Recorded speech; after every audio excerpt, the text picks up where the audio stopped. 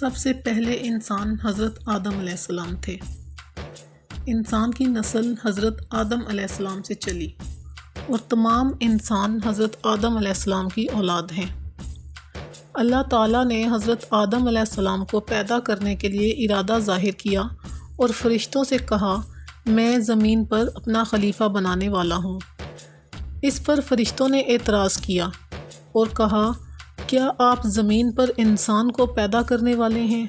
انسان تو زمین پر فساد برپا کرے گا اور خون بہائے گا۔ ہم تو تیری پاکی بیان کرتے ہیں اور تیرا شکر بجا لاتے ہیں۔ کیا ہم عبادت کے لیے کافی نہیں ہیں؟ اللہ نے فرمایا، جو میں جانتا ہوں وہ تم نہیں جانتے۔ پھر اللہ نے خود اپنے ہاتھوں سے حضرت آدم علیہ السلام کا پتلا بنایا، پھر اسے سنوارا اور اسے مناسب شکل دی۔ اس کے جسم کا ہر حصہ خوبصورتی کے ساتھ بنایا، پھر اس مٹی کے پتلے میں اللہ نے اپنی روح پھونکی۔ پھر اللہ نے فرشتوں سے پوچھا کہ چیزوں کے نام بتاؤ اگر تم سچے ہو۔ فرشتوں نے جواب دیا، ہم نہیں جانتے، سب سے زیادہ تو آپ جاننے والے ہیں۔ ہم کو تو بس اتنا ہی علم ہے جو آپ نے ہم کو سکھایا ہے۔ آپ بڑے علم اور برکت والے ہیں۔ اللہ نے آدم سے کہا، اے آدم، ان فرشتوں کو ان چیزوں کے نام بتاؤ۔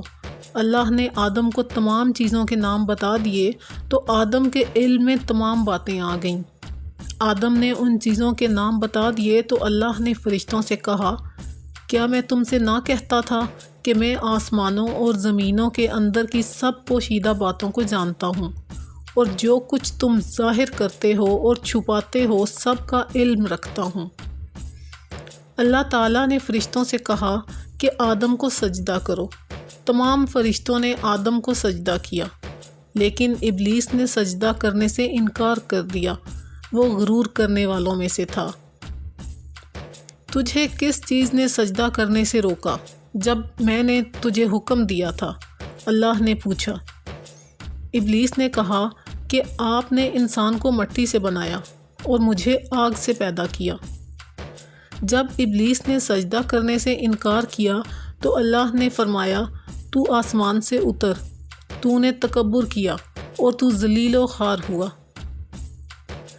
ابلیس نے کہا کہ مجھے قیامت کے دن تک مہلت دیجیے۔ اس پر اللہ نے فرمایا، تجھے مہلت دی گئی۔ ابلیس نے کہا، میں تیرے بندوں کو گمراہ کروں گا اور ہر طرف سے ان کو گھیرے میں رکھوں گا، وہ تیرا شکر بھی نہیں کریں گے۔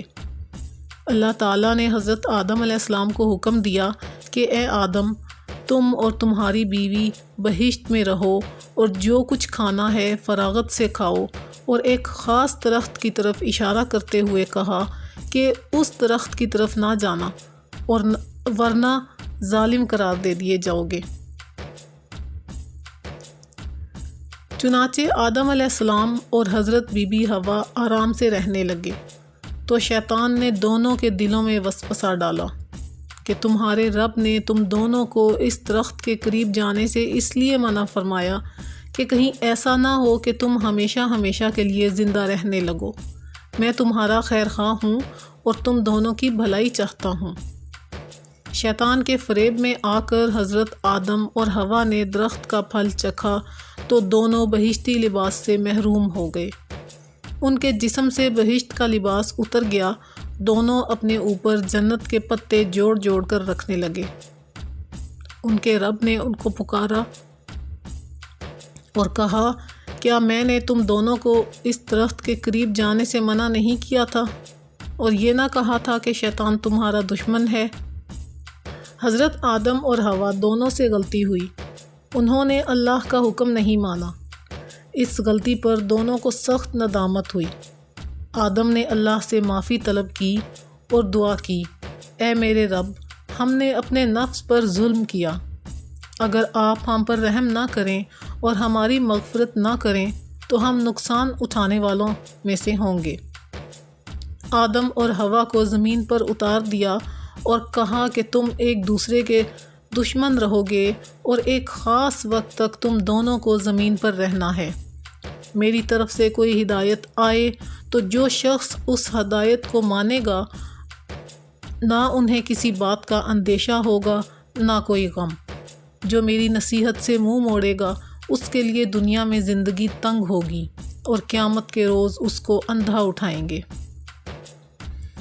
حضرت آدم علیہ السلام کے واقعے سے ہمیں سبق ملتا ہے کہ جس کام کو اللہ نے کرنے سے منع فرمایا ہے وہ نہ کریں، جو کام کرنے کا حکم دیا ہے وہی کریں۔ یہی عبادت ہے۔ عبادت نیکی ہے، نیکی عبادت ہے۔